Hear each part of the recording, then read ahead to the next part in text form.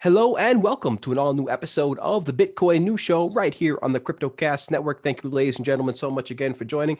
We really appreciate it on this beautiful Sunday or whenever you're joining us, guys. We wish you, of course, the happiest of the happiest. Hope you're having a great day. The holidays are upon us, so we are very excited about that. But before we get to this awesome show, guys, with all these great topics, let's go ahead and screen share our website at cryptocast.network. We can find our YouTube, Spotify, iTunes, and Instagram, Twitter, and all those good links. And of course, we are screen sharing the there it is. We are screen sharing our QR code. So if you guys like content like this and would like to support it, we are screen sharing our QR code where you guys can give your donations, because this is, of course, a community supported YouTube channel. We don't take any type of sponsorships or anything like that. So really appreciate that, guys. Let's go ahead and stop the screen share. Get into your quick bit section here. We got a bunch of news stories to go over before we get into the main topics.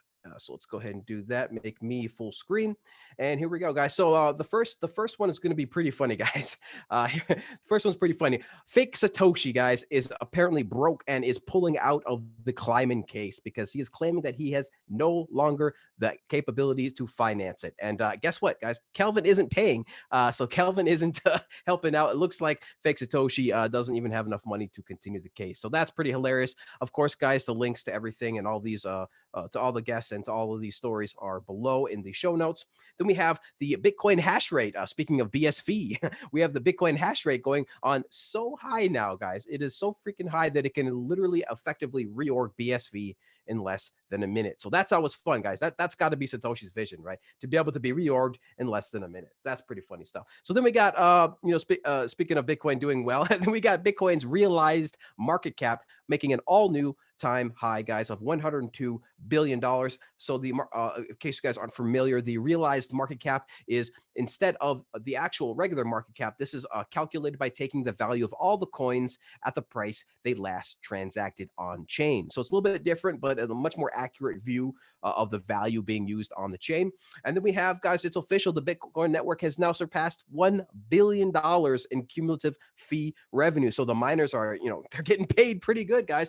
So far, the Bitcoin model is working. The fee market is working, and Bitcoin is secure. So everybody's happy at the moment. We'll see how it continues to go. But right now, guys, everybody is happy. I talked to a few miners in private so far, and they are all, ready to go. Like, they've been preparing for this halving. They got their stash.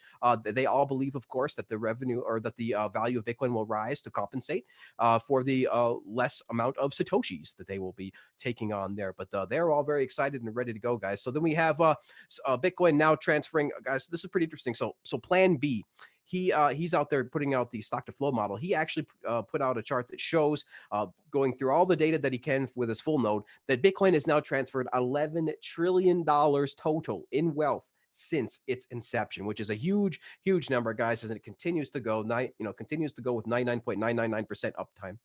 Then we have, despite the rocky launch, Bakkt, guys, the options market over there, the futures market, continues to set new trading records every single week. And now they're launching a consumer app in the first half of 2020. So that'll be pretty interesting to see, if how the uptake on that consumer app to get more and more regular people, average Joe, using Bitcoin on a day-to-day basis. Then we have the October 2019 Bitcoin Journal, guys, is awesome. It's been curated by Crypto Words. It has been released. Make sure you check that out and follow Crypto Words. There's an awesome Bitcoin journal. What it does is he just curates all of the amazing Bitcoin articles out there, because there's too many, guys. Too freaking many to follow. So just check out this site and you'll have a whole list every single month. Then we have the Avalon Bitcoin miner, guys, Cannon. They have officially filed a $400 million IPO in the US. That's going to be interesting to see, especially as Bitmain's IPO is again falling apart in the US, because there is nobody, guys, that is going to allow that IPO to go off the ground. Personally, I think Jihan's going to jail, but we'll check that out in a future story later on. Then we got BISC, guys. The decentralized Bitcoin exchange is unveiling a new trade protocol promoting the principles of decentralization. The guys over there at BISC have always been pro decentralization, trying to create exchanges and services and tools that are in the ethos of Bitcoin and the decentralization movement. So make sure you guys check that out. Pretty interesting stuff.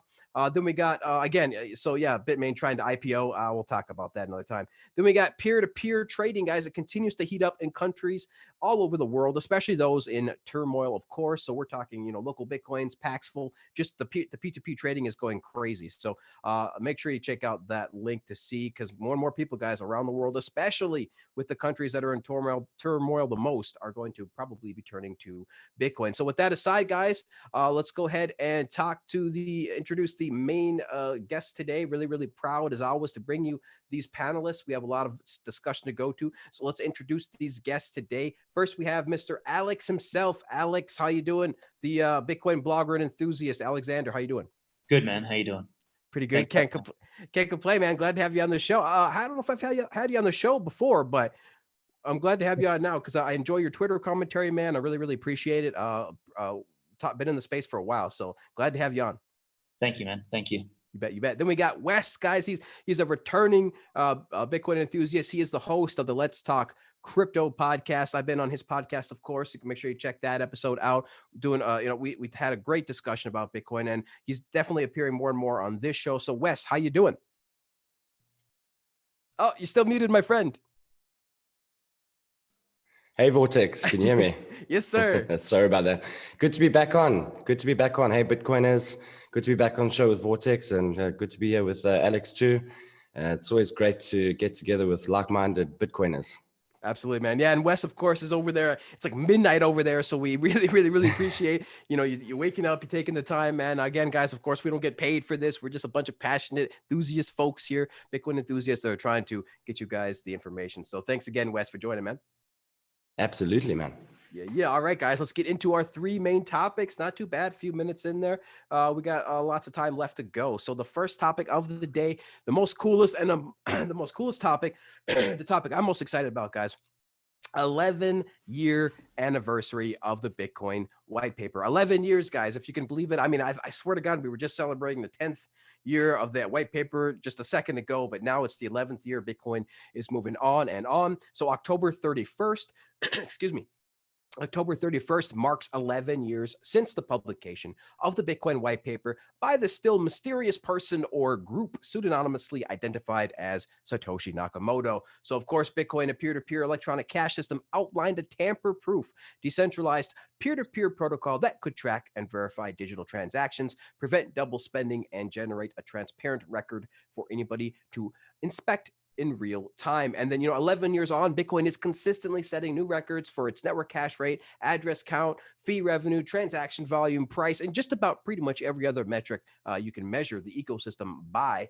And, we have now, looking back, we have Bitcoin's first ever recorded trading price way back in March 17 of 2010 on the now defunct trading platform bitcoinmarket.com at a value of 0.003 cents, guys. If you can believe that, it's pretty crazy. But so Wes, let me ask you first, man, like, is it a time right now to celebrate in Bitcoin? Like, is it justified to celebrate the progress and how far Bitcoin has come?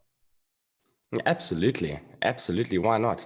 I think every day that Bitcoin survives is a day to celebrate. This is just obviously a very special day. I mean, when that white paper was released, as Andreas would say, you can't turn this omelet back into eggs. The cat's out the bag. And although a lot of the technologies and ideas existed before this white paper was released, bringing it all together and tying up all the loose ends and releasing it as the peer-to-peer electronic cash system, that was the real innovation here, bringing all the different concepts together and releasing it. And also, very important, releasing it open source. So somebody could have easily put this all together and locked it behind, patents and all sorts of regulatory burdens, and they didn't. Whoever it is, Satoshi, a group of people, or just a person, released it out to the world for everybody to scrutinize, for everybody to tear to pieces. And yet here we are today, 11 years later, it's still going. Every day you wake up, Bitcoin is still going. So yes, it is very, very important. And also important just to note, 11 years is still so young. Although it's a heck of an achievement to still be here, 11 years is still young. So those who are getting into Bitcoin now, and we've just discovered it, you are still very, very early. Absolutely. Couldn't agree more. I mean, guys. I've got a comment there. Sorry. Go ahead, Alexander. Sorry, go ahead, Alex. Uh-oh. Alex, can you hear me? Yo, I think I've got an unstable internet connection. Oh, okay. That'll do it. What up? No problem. Well, I can comment real quick, Alex, if that's okay. So there was a bunch of great points there.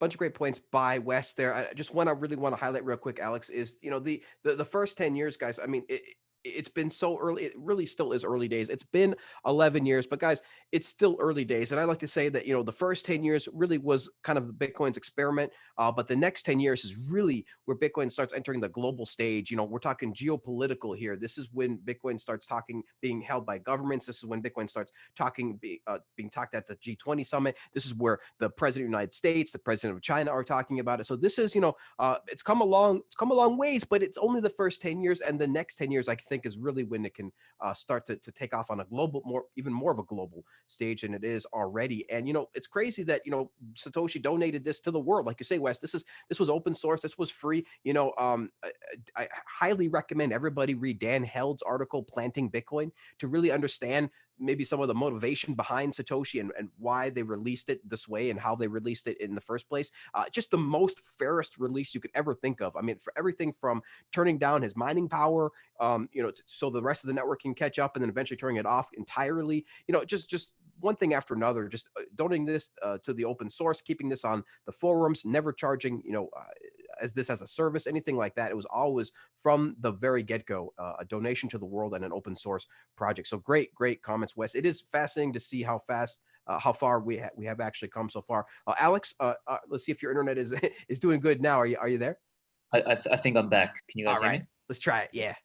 Yeah. Well, I mean, all I was gonna say is, I mean, I heard last week that that Bitcoin was dead, like from that TransferWise CEO. So I was saddened. I woke up and it was dead. Such a shame. Such a shame. No, not Bitcoin. Yeah. But yeah, man. I mean, I've got nothing to add to that. Except that the fact that it was done the way it was done is the reason that it's been as successful as it is. That's it. Had anything been done differently, we'd be in a different place. So, I always talk about Bitcoin as this complex, emergent phenomena, and those types of things are non-replicatable. I remember giving a talk ages ago and saying, like, Bitcoin's not its code. It's not the fact that it's open source. It's not the fact that it's, got a blockchain. It's not the fact that it's, decentralized. It's none of those things individually. It's all of those things at the same time, along with the timing and the random sequence of events of how the whole fucking thing happened. And Wes said it really nicely there with the omelet analogy. Is, it's all happened now. You can't go back and reproduce a chain of events in time. And this is where a lot of the shitcoiners and blockchainers and all that sort of stuff, they just don't get it. They think that they can just fork it off, or shorten the block time, or do whatever other stupidity they're trying to do, but they just don't understand that those chance interactions at particular points in time in history are what you can't replicate time. Time moves forward, and Bitcoin, for the first time in history, another beautiful corollary is we've designed a digital timeline, basically, that's moving in a single direction. And in the same way as we can't go back in physical time and change things, we can't go back in this digital version of it and go and change and adjust things. And that, for me, it's just such a profound thing. So yeah, just echoing what you guys are saying. Absolutely. I mean, I think Nick Carter is the one who coined the immaculate inception, or the immaculate conception, meme. Cause that's really what it is. It's organic. It was natural. There is no way now to repeat that, because Bitcoin was worth nothing. There was nothing else like it, and it was distributed. And that particular way that it was created and distributed cannot be replicated in today's world, because especially now that everybody wants to make a profit. I mean, literally, Satoshi's the only person that ever wanted to make a profit. This is why there's nobody, literally no other coin, no other ICO, no other altcoin directly competing with Bitcoin, because none of them want to be unstoppable sound money. They all want to be something, controlled with a token and such. So, and a lot of people really, it's interesting because a lot of people focus on some of the properties like, oh, why did Satoshi choose, 2 weeks? I tweeted this out the other day. Like, why did he choose 2 weeks for the difficulty change? And why 10-minute blocks and all these things? And it's like, look, guys, you might be getting a little bit too focused on the details, because whatever Satoshi would have chosen, the world would have adjusted to. The individual properties don't matter too much, because the individual numbers, don't matter too much. What matters, so for example, the 10-minute or the 2-week time in the difficulty adjustment doesn't matter. What matters is the fact that there's a difficulty adjustment at all. Right? That's what matters, not the fact that it's 2 weeks. It could have been 2 weeks, could have been 3 weeks. Same with the 10-minute blocks. It could have been 5 minutes, 10 minutes, 20 minutes. It doesn't matter. Could have been an hour. But the fact that there's this final settlement at all, the fact that there's these confirmation times and decentralized settlement at all, that is the innovation. So it's interesting to see people get tied down with these individual numbers when really those at the grand scale just simply don't matter. The world would have adjusted. And now, like you say, Alex, you had a great point where, Bitcoin now allows the truth to remain, right? Like, you can't rewrite. You can't go back in time. You can't rewrite the chain. This is the first time where in history where we were allowed to view the truth undistorted, right? Through nobody else's mind, transparently, directly verified with my full known in real time. Like a heartbeat updated every 10 minutes. Like there's been nothing else like this. And again, it's not just a coin. It's not just a blockchain. This is an open settlement system outside the power of the state, verifiable by anybody on the planet, guys. So this is very, very powerful when this particular truth is allowed to remain, the truth of these transactions, the truth of this value, right? So yeah, it's pretty crazy. Sorry, any comments on that, Alex? Yeah, I'm just gonna say the notion of having parameters versus what those parameters are is a really important distinction, because like, for example, we we have a heartbeat, and whatever the regular heartbeat is I don't know if anyone knows the answer to that. I don't know what the fuck the answer to that is, but we have a regular heartbeat, and why it's that number, I don't know. But it is, and it works, and that's how we've evolved, and that's how we've adapted. Because again, life is another complex emergent phenomenon, something that has evolved over time, and through the interactions, through how our species has evolved and come to be, is why we've got specific measurements of those parameters, but it's the existence of the parameters that counts. And that's what Bitcoin has. So it's got the existence of the 21 million. I think that's another beautiful example. Is why 21 million? I don't fucking know. It doesn't really matter. It could have been 1 million. The thing is, it's infinitely divisible, which means, we've got, like, I always use this example. I always say that money is this thing that's supposed to map directly to time, work, energy, and if we look at really the essence of what work is a derivative of time and energy, which are both fixed, concepts. There's only so much time. You can't create more of it. You can't destroy it. Likewise with energy. If we're going to have money, which is a derivative, or it's a measurement or representation of work, which are derivatives of time and energy, it also needs to be fixed. So it doesn't actually matter what that fixed amount is. Like, the speed of light is 299,999 meters per second. Why that doesn't fucking matter, but it's a constant that exists in physics and in science, and we can start to derive everything else off it. And it's the same thing here. And so yeah, without going on to tangents there, I think the point, like, really the idea that the parameters exist, not what the parameters are, is extremely important. Absolutely. Wes, any final comments to add to this? No, I couldn't agree more. What the parameters are doesn't matter. The fact that it exists is what counts. And like you were saying, Alex, everything else will revolve around that. So same with the analogy with the speed of light. They know, for example, if you take the metric system, if you have what 1 meter is, everything else is derived from that 1 meter. You can work out what milliliters are, what liters are, what kilometers are. And it's the same thing with Bitcoin, so whatever those parameters are, and everything else spirals out from that. And you need to have certainty on a certain few parameters, and then everything else can be built upon that. Absolutely, absolutely, guys. So, we got somebody in the chat, of course, already saying, "Oh, we heard all this before. What's new?" Right? We got Rolando Tech. So, let me ask you guys, let me ask you. Let's go with Wes first. What guys? What does the next 11 years look like? Right? Like, so we've talked about the power of Bitcoin. We talked about how far it's come and the amazing properties of it. But like, what does the next 11 years look like for Bitcoin? So first, Wes, we'll go with you, and then we'll go with. I think if I had to We'll go with make Alex a next. Sorry. prediction, if I had to make a prediction, I would probably say that what you're going to see over the next few years is probably Bitcoin getting to the stage where people use it without realizing they're using it. And by that, what I mean is you use the internet today, you jump onto a web browser, you don't need to know everything, all the infrastructure or how IP addresses and all that stuff works. You use it, there's multiple layers upon the core infrastructure, you use apps, and I think that's where Bitcoin's going to go. You'll be interacting with applications and with different systems without even realizing that Bitcoin is actually the backbone of the system. And there are things that are going to come out that we haven't even thought of yet. And at the core, Bitcoin will be behind that. And just one of the things, like layer 3, people are building now on top of the Lightning Network, and so it's all the complexity is going to be completely abstracted away. And the mind will boggle as to how many other things will be coming out that we haven't even thought of yet.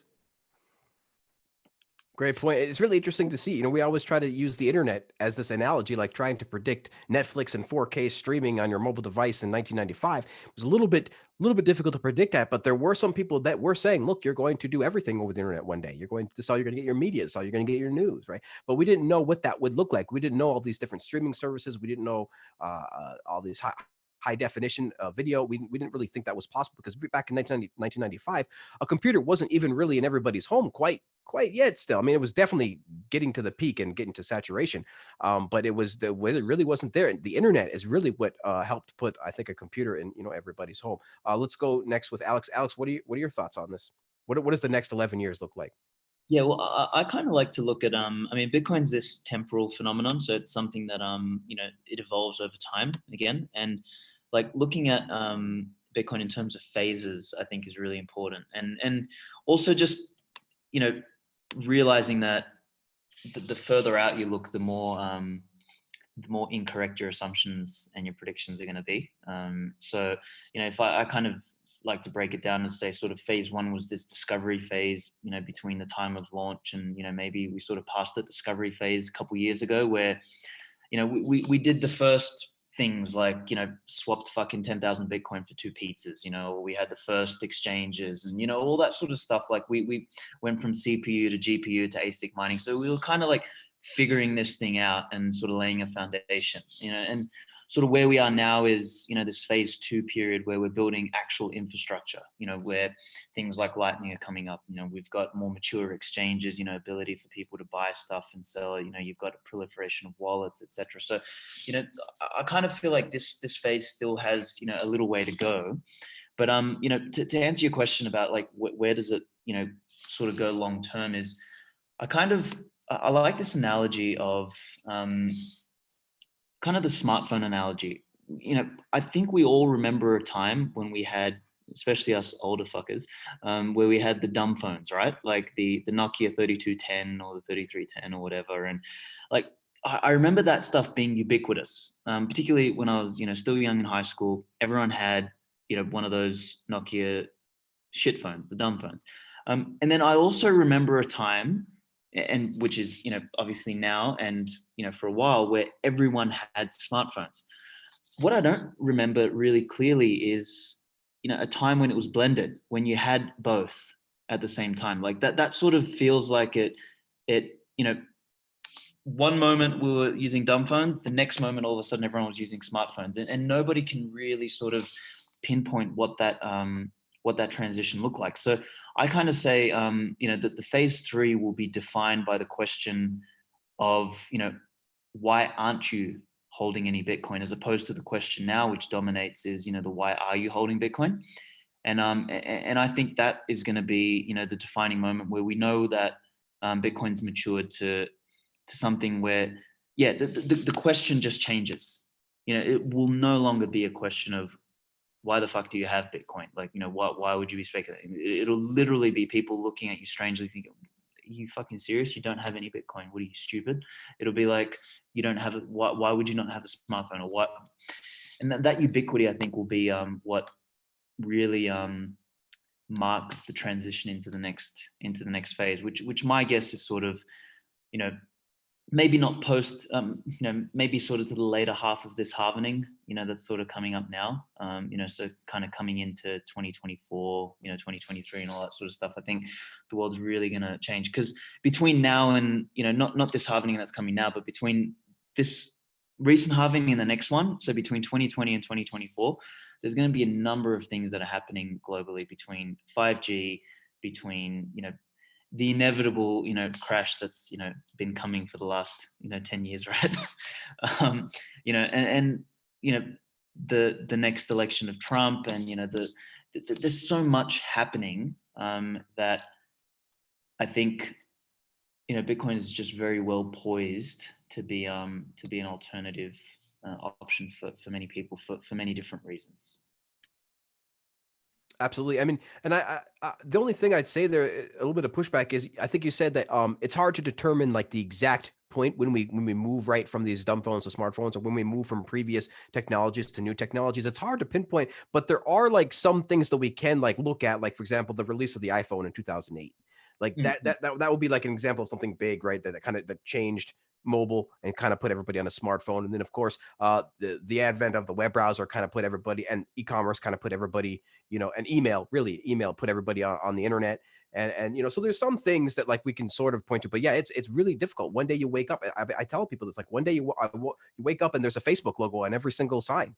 And in every single movie preview, one day you wake up and everybody has an iPhone, and one day you wake up like it's crazy, and now everybody's using TikTok. Like stuff moves kind of fast, so it is interesting to see. But how I kind of see it playing out is, very similar to you guys, where we have to compare everything to the internet, because at the end of the day, Bitcoin is a protocol creating a network. And this is, we can look back and see, like, for example, what the internet did, and then what mobile did, and what PCs did. And it's going to repeat similar to all of these world global changing technologies, where they start out very rough, and, people make fun of you for using it. And then eventually they get better, and then you start using it. And then, more and more people start using it. It gains more utility. And then eventually you wonder what you did without it, right?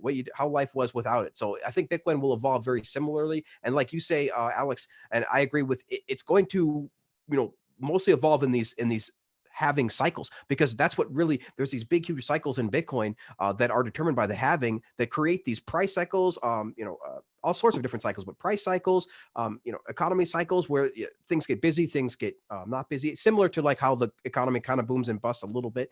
But there's these big cycles, and this is where the big things happen, is at the beginning and the end of these cycles. That's where the big changes happen. And so, I definitely see in the next couple of halvings coming, the governments and corporations holding it and settling contracts in it. We see, like you said, Lightning Network maturing. Of course, the price will appreciate. We're going to have more utility. And then we're going to have more functionality too, like the next soft fork that's coming, right, with Taproot and Schnorr. So I only see really good things for Bitcoin, but I just continuing to see it evolve, like you guys say, until the point to where the average Joe is using it without even knowing it, right? So using it without even knowing it, that is the ubiquity that we're looking for. That is the liquidity inside of Bitcoin that we're looking for, closer to gold. That is the maturity of Bitcoin that we're looking for in these next, in the next cycle that's coming between these next 4 and 8 years, or these next 11 years. But of course, we measure it in halving. So in these next 4 to 8 years, that's what we say.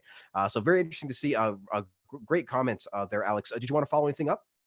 Not really, man. I mean, aside from the fact that you just mentioned another interesting parameter, which is the halvings, right? So there's another parameter which becomes almost a Schelling point that people converge around, and that we make decisions around, which is similar to, like, here's a parameter for you. We have 4 periods of weather in nature, and we converge around those, and we do different things. So it's like it's just such a natural concept. So anyway, I just find it really elegant.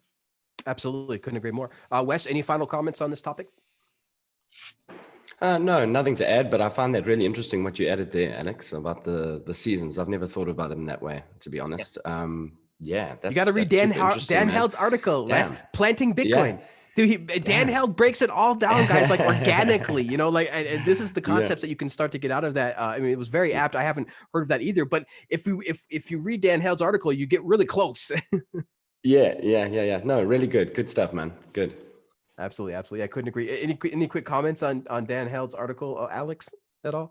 Man, I only read Dan Held's article about a couple months ago, I think it was, or maybe about 6 months ago when no, actually, sorry, it was when we caught up at Bitcoin 2019. Yeah. And so speaking of Dan and articles, so I don't know if you guys have ever seen the Bitcoin Times that I wrote and released early this year, but it's this sort of long form collection of essays on different things to do with Bitcoin, and it came out as I created as a result of I got invited to do a talk at this blockchain conference, and the talk was my talk was entitled "Blockchain is Dead: The Future's on Lightning," and they didn't want me to say that, so I kind of hushed what I was actually going to talk about, and then I turned around and actually really talked about that. But in my bid to write 30 minutes worth of content so that I could get up and present, I ended up writing about 4 hours worth of content. So then I kind of turned that into a booklet. And anyway, it kind of went out, Dan picked it up, a couple guys picked it up, and they so it was like really well written. So what I've decided to do is turn it into a twice a year long form publication, which is it's basically no news, no fucking current affairs, none of that sort of stuff. It's just long form, deep thought out content by a maximum of 8 writers twice a year by invitation only. And this second edition, which is the first edition in this sort of format, is going to have it's going to include me, Dan Held, Nick Carter, Rory Highside, Huss McCook, Robert Breedlove, Connor Brown, and Gigi. So wow, all stellar names in the space. Dude, I've got most of the drafts so far. It is going to be one of the most incredible pieces of Bitcoin, timeless Bitcoin content in history. So yeah, anyway, you absolutely just definitely check that out. Is there a website where we can find that? Yeah, so if you just type in bitcointimes.news, I couldn't find another extension. No problem. Bitcointimes.news, and you'll find the first version. And then as soon as we get the second version done up, I'll announce it. Or I think I've set up a Twitter page. So it's called Timeless Bitcoin on Twitter as well. Awesome. Make sure you check that out, guys. I mean, those guys are all stellar names. I mean, long form Bitcoin literature, sign me up. So definitely check that out, guys. Very awesome. Thanks for sharing that, Alex. Sure. Very cool, guys. So I think we can move on to the second topic then of the day. We got 2 more to go, guys. So before we do that, we really appreciate it if you guys can give us a thumbs up if you guys enjoy this content. And if you are new to the channel, then definitely hit that subscribe button. And again, guys, if you enjoy content like this, we would definitely ask if you could check out our donation page. And again, because this is a community supported YouTube channel, so we very much appreciate all the donations and feedback that we get from you guys. And we're just trying to have a conversation and share our love of Bitcoin. All right, let's move on to the second topic of the day, ladies and gentlemen. BitMex compromises user data in email. So we have another exchange incident, guys. Doesn't affect, of course, Bitcoin or under the underlying protocol, but BitMex, one of the biggest exchanges out there, the biggest derivative exchange out there, I think, or at least the number 1 or number 2, they have recently sent a mass email to a large swath of its user base and included their email address in the to field, thereby compromising their privacy. So there was thousands, guys, that was leaked. And in a statement on the BitMex blog, they said, rest assured, we are doing everything we can to identify the root cause of the fault, but we will be in touch with any users affected, so the standard, marketing spiel. But then, of course, we had the COO of BitMex come forward and say there was an error in the software script used to send the emails. So that could be that, the main source of the issue. But again, guys, this is like such a basic programming thing. As a web developer, I'm just kind of stunned that something like this could even happen when it is so very, very clearly defined in the code to, how to do this and how to not do this. But then we have shortly after that, BitMex's Twitter account was also compromised. So pretty interesting stuff. No funds seem to have been lost yet at the time of, this particular publication of the article that we have here. But certainly change your guys' email PSA, change your email, change your password. If you guys have a BitMex account, make sure you change all that crap, change all that stuff, because this is a very large leak. So let's ask, well, let's go the other way first. Alex, let's go with you first on this. I mean, do you have any theories like on how something this amateur can happen to an exchange this big? I mean, do you have any comments? Like, what the heck is going on here? Oh man, I don't know. I've got a contrary viewpoint on this in the sense that I don't really think it matters. I mean, companies are made up of employees. Employees are humans. Humans make mistakes. We do dumb shit. And whilst I agree that a lot of this stuff, should have been, probably automated or whichever method they use. I think they were using something called SendGrid, which is a service from Twilio. It may not have been their fault. Who knows? It may have been from their service provider who sent it out.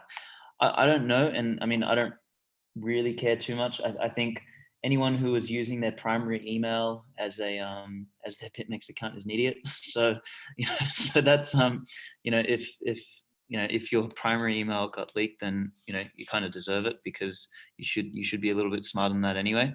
And then secondarily is, I mean, you should have 2FA on anything that you're using irrespective. So like, even if your email did get leaked, if you had 2FA, there's no risk there, or minimal risk at least. Like I don't think my email was part of it because I looked through and I couldn't see it. But yeah, I mean, I don't think it really matters. I just think it's people trying to find news and someone to sort of point to. I think BitMex is a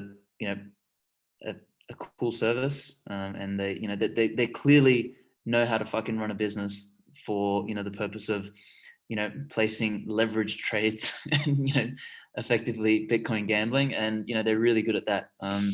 Maybe they shouldn't run an email service. Leave that to MailChimp or someone else. So that's my 2 cents. Yeah, it's interesting because SendGrid is sort of that third-party service. And the CEO did say that like it was an error in their script, but I don't think they specified if it was BitMex's or SendGrid's, but I got to assume it's BitMex's, like because SendGrid is a very large company that services millions of customers. But yeah, it'd be interesting to see what the heck happened there. And yeah, great PSA, guys, everybody must 2FA all of your Bitcoin accounts if you have exchanges or if you have an account on exchanges or just any service that has to do with Bitcoin or even regular services. 2FA everything you can, but definitely do not use the 2FA with the phone number, guys, because that of course can be SIM swapped. Yeah. Like easy. I mean, I'm talking SIM swapped. Like while you go to complain to an AT&T representative, it will be SIM swapped during that time that you're at the counter. So it's pretty crazy stuff. So yeah, let's go with Wes next. Wes, any comments on this crazy leak of people's emails, thousands of them? Well, yeah, I do agree with Alex. If it really, how it happened, we don't know. I think what's important here is it has happened. The addresses have been leaked. It's what you do about it now. And as an exchange, as a company, a business, they've got a responsibility to figure out what happened themselves and to make sure it doesn't happen again. As the user, it's perhaps, as long as no funds have been lost by anybody yet and that nobody's been phished yet or anything like that, it may be a little bit of an opportunity for people to recycle their email addresses and practice a bit of OPSEC, and just check all the other accounts that they're running. And if they're using multiple exchanges and using one email address, perhaps it's time to not do that anymore.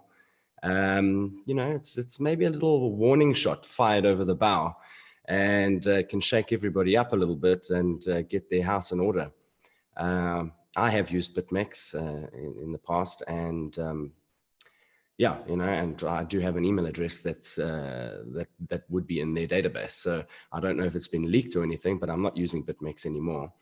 But certainly I won't be using that email address for anything of any value going forward.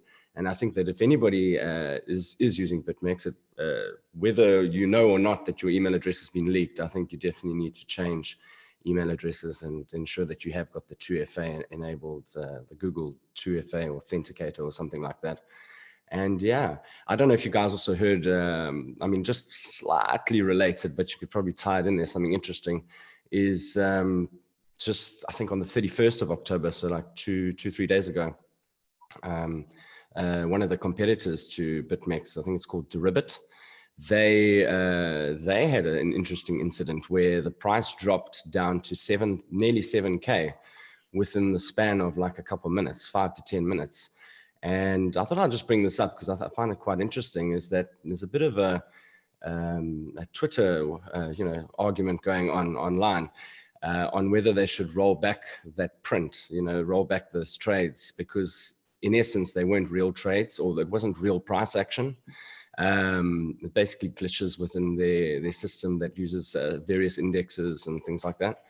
And, in that point there are some users that are upset because they basically are compensating users who lost money because their liquidations got hit at a certain price level, but they're not sort of undoing the trades of people who caught the buy at that level. So, these exchanges have to play a bit of an ethical game when you're dealing with people's money and with their personal data and whatever it may be. And sometimes they get thrust into the limelight for the wrong reasons. And it's the action they take afterwards that I think is very important. Because as you said, Alex, there are humans involved and humans mess up all the time. It's what steps do you take next to resolve the issues, and you got to own it. Absolutely. I mean, it's crazy. I mean, the Deribit, they're reimbursing some people and not others. I mean, yeah, it just shows how early it is, guys. And the Bitcoin infrastructure days, like there's hundreds of exchanges out there, and maybe 10 tops that actually are regulated and have their game together. And even those are still kind of amateur compared to traditional financial systems that are there housing millions and millions and millions and millions of trades per day and things like that. So pretty interesting to see. I don't think, of course, again, this does not hurt Bitcoiners and things like that. And some people are even like, look, why do we care? But look, trading and speculation is, of course, a big industry in Bitcoin, within Bitcoin itself. So it is a very big network effect that does help drive more Bitcoin adoption. So it is kind of interesting to see how, and again, this was the number one exchange. I mean, these guys do billions of dollars of volume. This is the number one derivative Bitcoin exchange on the planet. If you believe their volume, of course, which I don't fully believe, but if you believe their volume, like they're pretty much number one. So it's a little bit of news to find out just how the industry itself is evolving and getting better and getting better. And in my opinion, I don't think the industry is going to really mature until we get BitMex the hell out. Or until they get their house in order. So we'll have to see how that goes. But yeah, very interesting comments, guys. Well, let me ask you this then, Alex. Like, is since BitMex has been riddled with all these complaints, because remember, BitMex has been riddled with complaints for years about the stability of its platforms and its platform and things like that. Do you think this will kind of put users finally over the edge to leave and go to the competition, or is BitMex, you think, still just going to be number one because people are degenerate gamblers? Option B. That this ain't gonna change shit, man. People's attention span is really small. So unless, as long as BitMex, people's funds don't go missing, small things like this don't really matter. I think it's only when something like money go missing that people go running. Yeah, makes sense. Cool. Let's go to Wes then. Wes, do you have any comments on this topic, man? Or any additional comments, sorry, on this topic? Well, yeah, I kind of agree with that too. And fortunately or unfortunately, they do have the deepest liquidity, I think, in terms of these exchanges. Whether it's real or not, you've got a lot of firms that do arbitrage, and BitMex is one of the ones that they use. And it might not be public knowledge and out there in the media and that, but there are institutions that are using BitMex. They are using it. They have the deepest liquidity. So I don't think they're going to go anywhere anytime soon. It would take a sort of black swan event, I think, to get these users and to leave, to jump ship, basically. Yeah, it makes sense. I guess we're just going to have gamblers forever, guys. That's just how it's going to be. All right. I'll show the gallery view here while we go to the next and final topic, guys, of the day. Chinese Bitcoin FOMO, guys, is happening out there in the world as a major bank invests in a popular BTC wallet. So we have the Chinese Bitcoin FOMO appearing to be on the rise.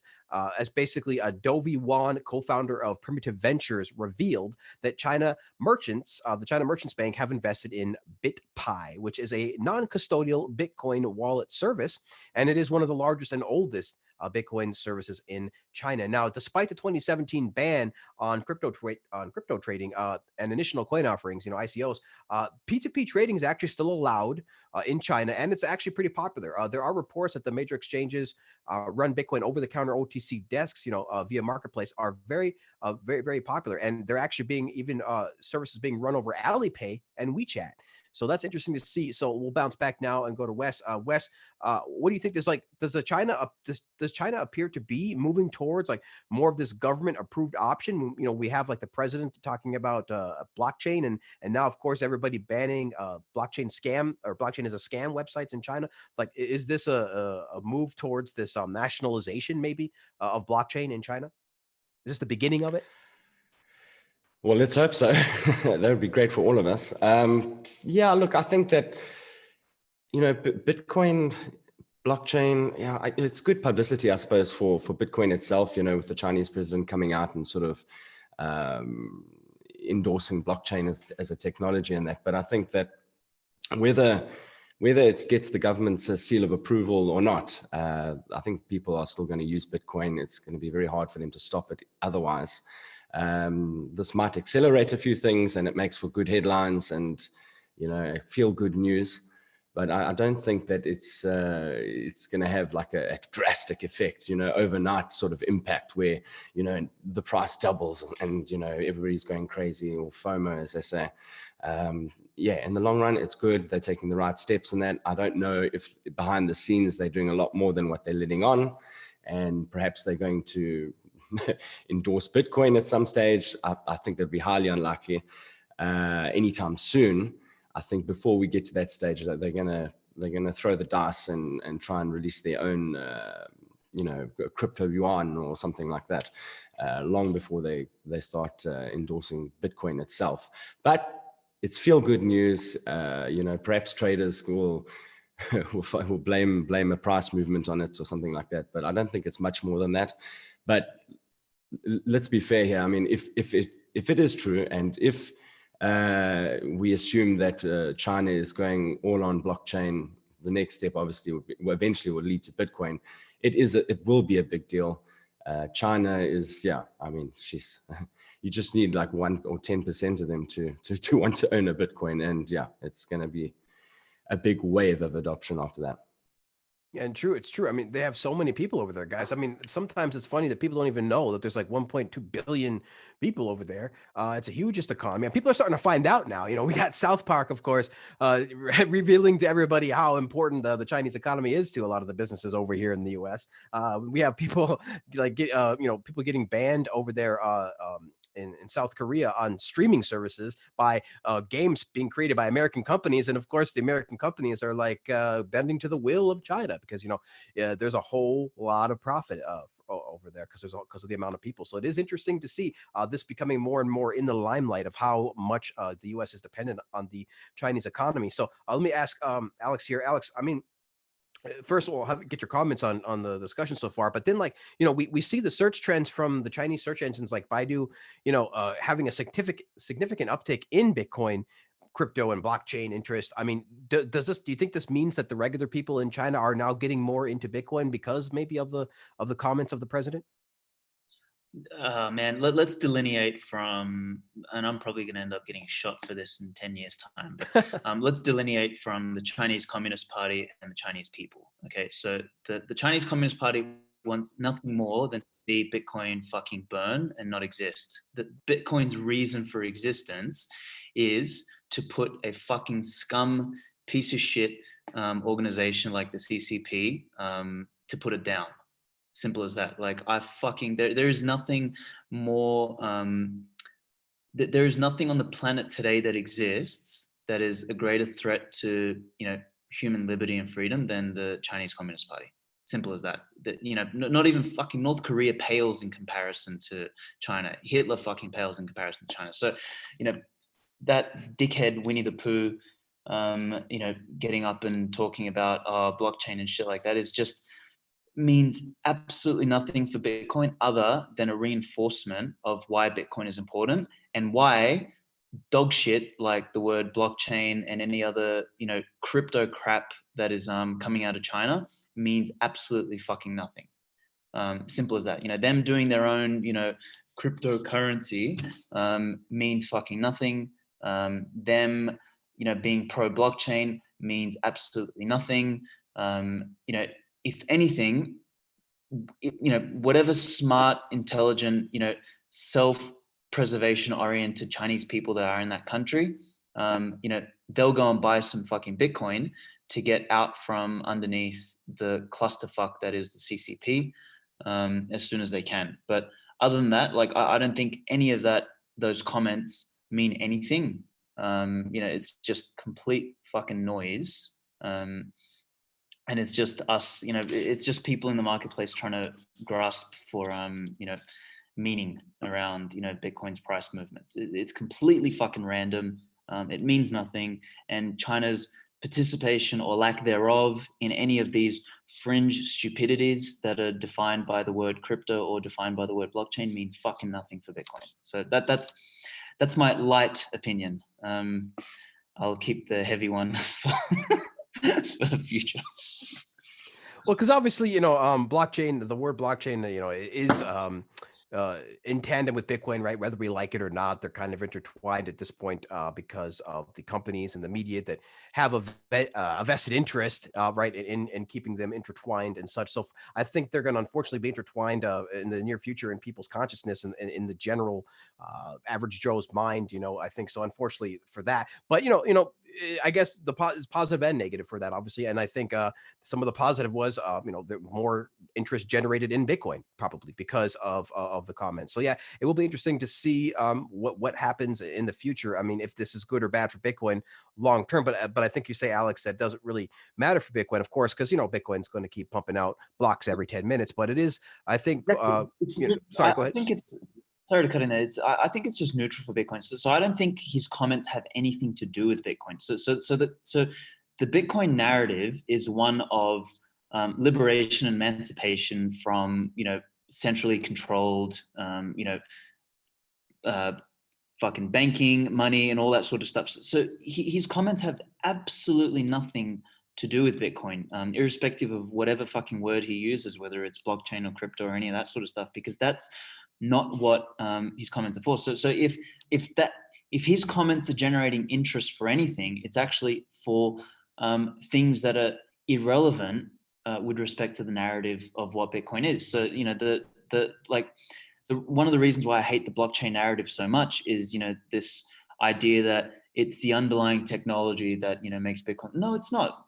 Bitcoin is fucking important because it subverts, you know, top-down power and, you know, social structures such as communism and all of that. It's not because it's got some fucking, you know, we've chronologically slapped fucking blocks of, you know, transaction data together. Who gives a fuck about that? So, you know, his comments mean absolutely nothing with respect to people's interest in Bitcoin for the purpose that Bitcoin exists. I guarantee you nobody after his comments that we're pro blockchain technology, whatever the fuck that even means, none of them would have gone to research Bitcoin based on its essence as a government and centrally managed state subversive phenomenon.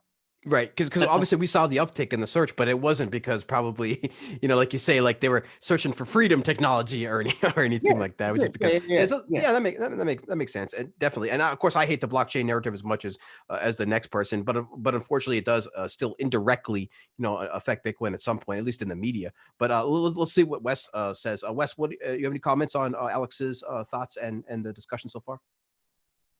Yeah, well, I mean, sure. That was quite a mild version of what you could say, huh? Just a little bit. No, I think, no, it's great. You know, that was a great rant. I can't really add much more to that. I mean, yeah, you're taking like the antithesis of Bitcoin, which is basically China Communist Party, and they have something good to say about something loosely related to Bitcoin, and everybody is jumping up and down. Like I said, it's feel good news. It's everybody clamoring around to find a reason for a price movement or something like that. Yeah, you know, it doesn't do any harm to Bitcoin, I don't think. But yeah, perhaps more neutral than anything, like Alex said. Yeah, I don't have nothing hurts number go up, guys. Nothing hurts number go up. Just keep stacking them sats. Absolutely. All right, great comments, guys. Great comments. Yeah, I definitely think that, of course, in the long term, of course, nothing really is going to hurt Bitcoin too much. But yeah, I mean, we've seen the China narrative be here for years and years now, guys. I mean, we've seen and now it's coming back again in full force with this mention of the blockchain by the president. And so we've seen, China basically banned Bitcoin for the most part, like everything but P2P trading, essentially. And then Bitcoin price proceeded to double directly after that. So it of course, does not respect the wishes of any type of central party. But so it's really great to see that continuing. But yeah, it's really interesting to see that, even these companies or these communist, parties like China still can't escape Bitcoin entirely, right? Like they still can't escape it fully. They tried to ban it. They're like, oh, we're going to take control. But even they are still forced to mention the word blockchain, which of course is semi-related to Bitcoin. So even they're forced to still be within the shadow of Bitcoin. So that is pretty interesting to see, despite how powerful they are, Bitcoin is still there, still uses, that silent hand of power that we use, because there's so many people, of course, guys, at this point that are invested in Bitcoin. And that's one of the great, beautiful network effects of Bitcoin is the more people that own Bitcoin, the less likely Bitcoin is to go away, right? So the more and more help Bitcoin is likely to get. So that is great. Great comments, guys. Really, really appreciate it. I think we can end it there. Really, really appreciate the time. Really, really appreciate everybody in the chat, guys. We had a bunch of people in the chat talking. It was great. We, of course, had Uvas return, Roland Tech thinking everything's going to go to zero. There's lots of great people in the chat, guys. Really, really appreciate it. Let's thank our guests. We really, really appreciate it, guys. Of course, they are donating their time here. So, Wes, we really appreciate you coming on, man. Where can we find out more about you, sir? Sure. Thanks again, Vortex. You can find me on Twitter. My handle is @thundermimble. Or you can buy some Bitcoin from cryptofish.com. And yeah, we've got the Let's Talk Crypto podcast at letstalkcrypto.io. Yes, man. Check it out. Check out for sure, man. Check out the podcast. Check out the exchange. He's got an exchange, I believe, over there. We can get Bitcoin pretty easily. So check that out. And then Alex, where can we find out more about you, sir? Also on Twitter, man. So my name is spelled a bit different. So it's Aleks, and then surname Svetsky, Svetski. But I'm sure if they're following your Twitter, they can just pull up the thing and find me. I'm working on a dollar cost averaging app down in Australia, which we're going to roll out internationally later. It's called Amber. So amber.app. That's sort of what I do, aside from all the writing and the ranting and the bashing of some particular things. And then if everyone wants to have a look at the Bitcoin Times, as I said, the website, it's just bitcointimes.news. You got to do the HTTP / there's no www of it. Or if you just you'll be able to find the link if you're on Twitter. Just go to timeless Bitcoin. And yeah, there's some really, really, really good content on there. And I'd implore people to start with the first version and go from there. Absolutely, guys. Awesome. Thanks again for joining. Make sure you guys check out those links. Of course, their Twitter handles will all be in the show notes below with all the other links mentioned today. So thanks again, guys, so much for joining us. We really, really appreciate it. This might be the last show for a little while. We're going to take a bit of a holiday break, but we will come back after that. So thanks again, guys, so much for joining. Until next time, please keep talking Bitcoin, and we'll see you guys later. Bye-bye. Thanks, man.